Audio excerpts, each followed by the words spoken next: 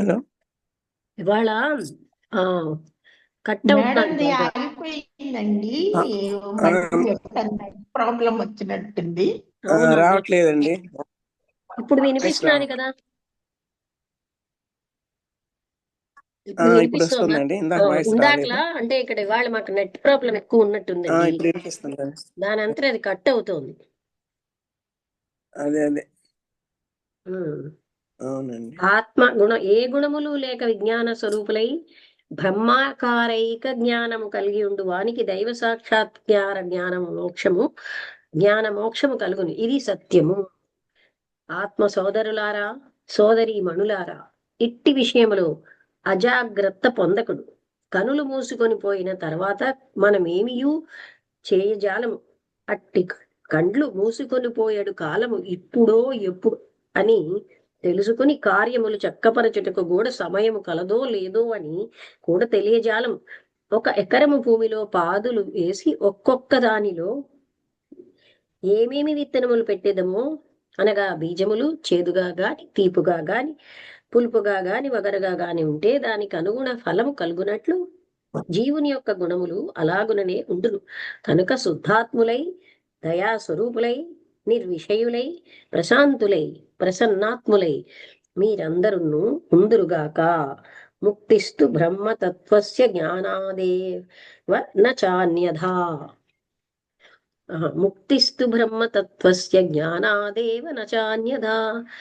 స్వప్రబోధం వినానైవ స్వస్వప్నో నశ్యతే యథా. మోక్షము బ్రహ్మతత్వజ్ఞాన సాక్షాత్కారము ఒక్కదానిచే మాత్రము కలుగునే గాని వేరు మార్గము లేదు. ఏలననగా తనకు స్వప్నములో కలిగిన భావము జాగ్రత్తలోనికి రానిచో ఆ భ్రాంతి నశింపదు కదా. అలాగే అజ్ఞానమనెడు సుషుప్తిలో నుండే జీవునికి ఆత్మ సాక్షాత్కార జ్ఞానమనెడు జాగ్రత్త అవస్థ కలగవలెను. అప్పుడు కృతార్థత కలుగును, ధన్యాత్ములగుదురు, శోక శాంతియు ఆనంద ప్రాప్తియు సిద్ధించును. ఇప్పుడు మహావాక్యములో మొదటి తేగు ప్రజ్ఞాన వాచకము చెప్పునది చూడదగును. ఏ నేక్ష్యతే శృణోతీదం జిఘ్రతి వ్యాకరోతి చ స్వాద్వస్వాదు విజానాతి తత్ ప్రజ్ఞానముదీరితం. అంటే నేత్ర ఇంద్రియము ద్వారా బాహ్యమునకు వ్యాపించిన అంతఃకరణ వృత్తితో కూడినట్టు ఏ చైతన్యము చేత పురుషుడు చూచుటకు యోగ్యమైన రూపాధికమును చూచుచున్నాడో మరియు శ్రోత్రేంద్రియము ద్వారా బాహ్య ప్రదేశములకు వ్యాపించినట్టి అంతఃకరణ వృత్తితో కూడిన ఏ చైతన్యము చేత పురుషుడు శబ్ద సమూహమును వినుచున్నాడో మరియు ఘ్రాణేంద్రియం ద్వారా బాహ్య ప్రదేశమునకు వ్యాపించినట్టి అంతఃకరణ వృత్యుపాధితో కూడిన ఏ చైతన్యము చేత గంధ సమూహమును పురుషుడు ఆఘ్రాణించుచున్నాడో మరియు వాగింద్రియము ద్వారా బాహ్యమునకు వ్యాపించినట్టి అంతఃకరణము వృత్తి ఉపాధితో కూడిన ఏ చైతన్యము చేత పురుషుడు సకల శబ్దముల బాహ్య ఉచ్చరించుచు వ్యవహరించుచున్నాడో మరియు జిహ్వేంద్రియము ద్వారా బాహ్య ప్రదేశమునకు వ్యాపించిన అంతఃకరణ వృత్తితో కూడినట్టు ఏ చైతన్యము చేత పురుషుడు తీపి చేదు మొదలగు రసములు నెరుగుచున్నాడో ఈ ప్రకారమే సకలేంద్రియములతోడును అంతఃకరణ వృత్తి చేరుచుండగా అట్టి వృత్తి భేదములతో కూడిన ఏ చైతన్యము చేత పురుషుడు సకలేంద్రియ విషయములను ఎరుగుచున్నాడో అట్టి చైతన్యమే శృతి ప్రజ్ఞానం బ్రహ్మ అనేది మహావాక్యమందు గల ప్రజ్ఞాన సద్ధము చేత చెప్పబడుచున్నది. అంటే ఆ చైతన్యాన్ని ప్రజ్ఞానం అంటున్నారు అని. ప్రజ్ఞానం బ్రహ్మ అన్నది మొదటి మహావాక్యం. ఇట్లు ప్రజ్ఞాన శబ్దార్థమును తెలిపి ఇప్పుడు బ్రహ్మ శబ్దార్థమును చెప్పుచున్నాడు. చతుర్ముఖేంద్ర దేవేషు మనుష్యాస్వగవాదిషు చైతన్యమేకం బ్రహ్మాత ప్రజ్ఞానం బ్రహ్మమయ్యపి. అంటే ఉత్తమములకు దేహాది శరీరములను ధరించిన వారి యందును, మధ్యమములకు మనుష్య దేహములను ధరించిన వారి యందు, అధమములకు గోవు గుర్రము మొదలగు ప్రాణుల యందు ఏ చైతన్యము గలదో అది బ్రహ్మమగును. ఇది బ్రహ్మ శబ్దార్థం అని తెలియగలదు. అందరిలో ఆత్మరూపముగా గల ప్రజ్ఞానమునకు ఏ లక్షణము గలదో అట్టి లక్షణము అందరి ఆత్మలో గల జీవ చైతన్యమును కలిగి ఉండుట చేత ఈ ప్రజ్ఞానమే బ్రహ్మ రూపమగునని అభిప్రాయం. ఇక జీవులన్నీ ఒకే దైవ స్వరూపములని, అవి ఈశ్వర చైతన్యమునకు అన్యములు కావని తెలుపబడుచుంది. ఇది వేదసారమైన మహావాక్యమగుటే ఇక దీనికన్నా ఎక్కువ చెప్పదగినది లేదని తలంచరు. ఇక శ్రీ సూత సంహితలో జ్ఞాన యజ్ఞ విషయమై చెప్పిన విషయమును చూడుడు. వస్త్యేకత్వం మహావాక్యాదేవ జానంతి ఏ జనాః ఏ ముచ్యంతే హి సంసారాద్యథా స్వప్న ప్రబోధనాత్.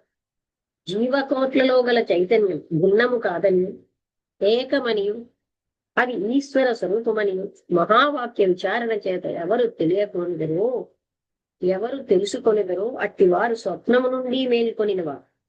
స్వప్న దృశ్యం ఎలాగున మిథ్యగా తెలుసుకొందురో అలాగున ఈ సంసార స్వప్నము నుండి మేల్కొనిన వారై అజ్ఞాన బంధము నుండి విముక్తులై నిత్య శాంతియగు మోక్షమును పొందుచున్నారు. వేద దర్శనమాస్థాయ ముక్తిం వాంఛంతి ఏ నరాః ఏ మహాఘోర సంసారే పద్యంత్యేవ న సంశయః. పై చెప్పిన ప్రకారము ఆత్మైకత్వ జ్ఞానమును తెలుసుకొనక దేహాది వర్ణములతో కూడిన బుద్ధి గలవారలై మోక్షము కొరకు ప్రయత్నించువారని ద్వంద్వరూపముగు మహాఘోర సంసారము నుండి తరింపచాలరు, సంశయము లేదు. సర్వభూతేషు చాత్మానం సర్వభూతాని చాత్మని సంపశ్యన్నాత్మయాజీ స్వరాజ్యమధిగచ్చతి.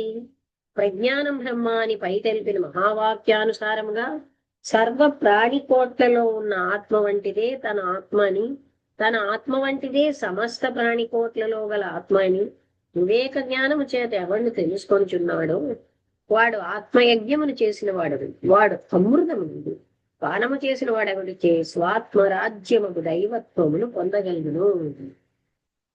సర్వభూతాని సంపశ్యన్యాప్నన్ ఆత్మన్యేవ మునీశ్వరాః సంసార సాగరాదస్మాదుత్తీర్ణః స్యాద సంశయః.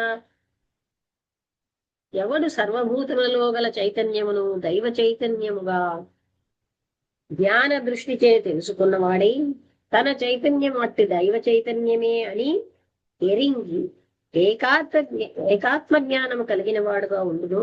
ఓ మునీశ్వరులారా, అట్టివాడు ఆత్మైక జ్ఞానం ఒక్కదానిని చే మాత్రమే సంసార సాగరము నుండి ఉత్తీర్ణుడు కాగలుగును గాని వేరు మార్గము లేదు. ఇది నిస్సంశయమైన కార్యము.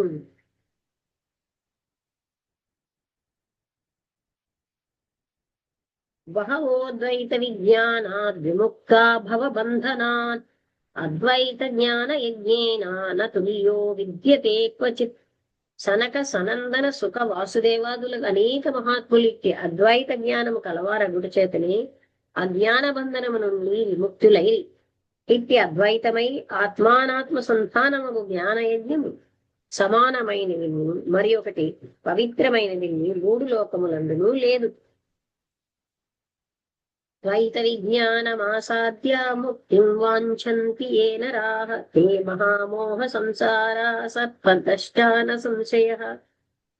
పై చెప్పిన జీవేశ్వరుల ఐక్య జ్ఞానము కలుగజేసుకొనక భేద జ్ఞానమును అవలంబించి ఏ మానవులు ముక్తిని పొందదలుచుదురో అట్టివారు మహామోహము అనే సంసార విషసర్పము చే కరవబడిన వారని తెలుసుకొని దీని యందు సందేహం లేదు. అనగా పాము కాటు పొందిన వానికి చేదైన వేపాకు తీపిగా నుండి అలాగే అజ్ఞాన విషయం ఎక్కిన వానికి విపరీత జ్ఞానం కలిగి ఉండునని భావం.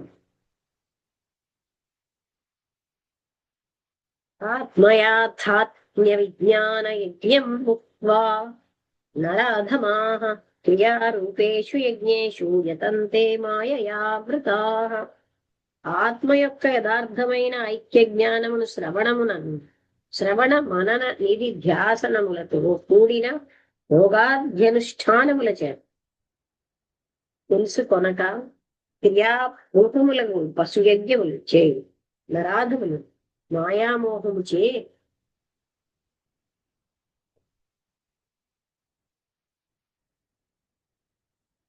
ఆవృతులైన అందుచేత విభ్రమ మొదలైన మానవుల వలె శ్రమ నొందుచున్నారు. దిగ్భ్రమముందిన మానవుల వలె. ఏ లంఘయంతి సంసార సముద్రం కర్మ యజ్ఞతః ఏ మహాతమసా సర్వం పశ్యంత్యేవ రవిందినా. పై చెప్పిన ఆత్మయజ్ఞము చేయక ఎవరు పశువధ పూర్వకమగు యజ్ఞము చేత సంసారం అనే దుఃఖసాగరాన్ని తరింపదలుచుకున్నారో అట్టివారు సూర్యప్రకాశము చే చీకటి తొలగదని చెప్పి గొప్ప తపస్సు చేతనే అంతయున్ను ప్రకాశించగలగదని నమ్మకము కలిగి దృశ్య వస్తువులను తెలుసుకొనుటకు మహాంధకారములో తిరుగుచుండు వారు లంచున్నారు. జ్ఞానయజ్ఞోదు పేనైవా బ్రాహ్మణో వా అంత్యజోపి వా సంసార సాగరం తీర్త్యా సంసార సాగరం తీర్త్యా ముక్తి సారం హి గచ్చతి. ముందు చెప్పబడిన ఆత్మనిష్ఠా పరముడు జ్ఞానయజ్ఞము అనిడు ఓడచే బ్రాహ్మణుడైనను సరి లేక అంత్యజాతి అందు పెట్టినవాడైనను సరి ఈ దుఃఖ సాగరము సంసారమును తరించిన వాడై నిత్య శాంతియగు శాశ్వత సుఖమును పొందగలుగును. సర్వధర్మ సమోపేత శివభక్తి పరాయణాః ప్రసాదాదేవ రుద్రస్య జానంతి జ్ఞాన వైభవం. ఎందువల్ల ఇట్టి ఆత్మయజ్ఞ పరమగు జ్ఞానము జనులకు తెలియదో దానికి కారణము తెలుపబడుచున్నది. దైవభక్తి లేకపోతే కారణం. సత్యధర్మ నిష్ట గలవారై దైవభక్తి పరులై ఉండు వారికి సర్వేశ్వర అనుగ్రహం సత్య చేతనే అట్టి జ్ఞానం కలుగును. వారి ఆత్మయజ్ఞం యొక్క మహిమ ఎరుంగగలరు. తరువాత ప్రసాదహీనై పాపిష్ఠైర్మానుష్యైర్బ్రాహ్మణోత్తమాః జ్ఞానయజ్ఞః పరిజ్ఞాతుం న సత్యం సర్వదా జనైః. దైవానుగ్రహం లేనివారు పాప విషయములలో ఇష్టము గలవారు అవు మానవులు జ్ఞానయజ్ఞము యొక్క మహిమను తెలియజాలరు. అందువలన అట్టి జనులజ్ఞులై ఉన్నారు. కావున పరిశుద్ధమైన ధర్మము గలవారై దైవభక్తి కలిగి ప్రయత్నింతురేని దైవీకరణ చేత ఇట్టి జ్ఞానమును పొందగలరు. అందువలన నిత్య సుఖ స్వరూపులగుదు. ఇది సూత సంహిత యందు యజ్ఞవైభవ ఖండమున దశమ అధ్యాయమందు గలదు. బీజాంకుర న్యాయం యొక్క యథార్థ తత్వమును తెలుసుకొనక పోతచే ఎందరి ఆత్మలకు భారతదేశమునకు ద్రోహమునర్చిరో ఆ విషయమే విచారించిన ఎవరి హృదయం కరిగి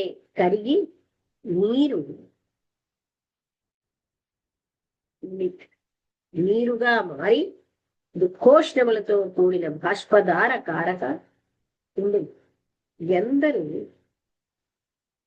నారీమణులు దైవశక్తి పరమగు వికాస ప్రకాశములకు రాజాలక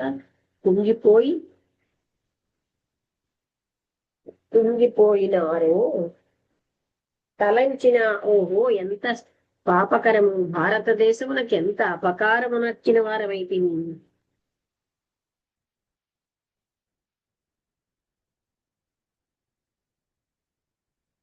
బీజాంకుర న్యాయం యొక్క నిజతత్వము తెలియనందుచే కదా కల్పితములకు దేహములకు బీజాంకురము చెప్పి గదా ఆత్మశక్తి విజృంభింపక పోయినది. అందువల్లనే కదా జనులు మృగప్రాయులైపోవుట.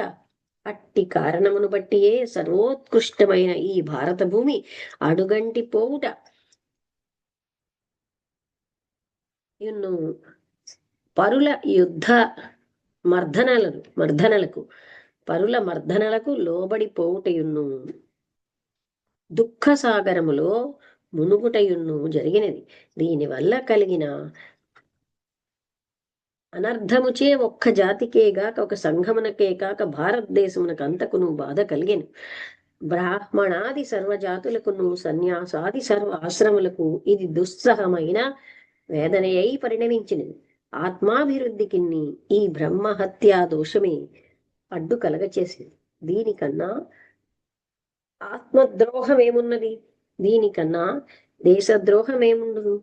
దీనికన్నా పాపం మరి ఏమి గలదు? ఓహో, మహాఘోర కృత్యం గొప్పదిగా పెరుగగలిగిన వటవృక్షమును మొలకల్లోనే త్రుంచివేసిన ఎట్లు పెరగగలదు? అలాగే కల్పవృక్ష